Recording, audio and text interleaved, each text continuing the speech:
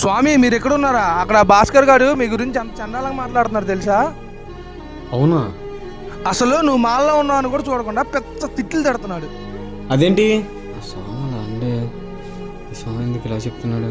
సరే సాయంత్రం ఆడతా స్వామి. సరే స్వామి వెళ్ళొస్తా. ఒకడు అయిపోయాడు, ఇంకొకటి పెట్టాలి. నన్నే దూరం పెడదాం అనుకున్నారా? చెప్తా మీ సంగతి. అరే భాస్కర్ నువ్వు ఎక్కడున్నావా? అనవసరంగా మనోజ్ మాలేసినట్టున్నాడు. ఏరా ఏమైంది? మాల్లో ఉన్నానని కూడా ఆలోచించకుండా నీ గురించి అంత చండాలంగా మాట్లాడుతున్నాడు అక్కడ. నా గురించి ఏముంది ఆయన మాట్లాడడానికి?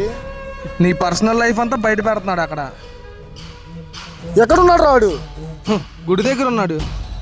అనే వద్దనే మాల్లో ఉన్నాడు. మధ్యలో వచ్చావు నిన్ను కూడా చంపేస్తా. ఈరోజు అయిపోయాడు ఆ స్వామి నా చేతిలో. అదిగోరా స్వామి. ఏ స్వామి,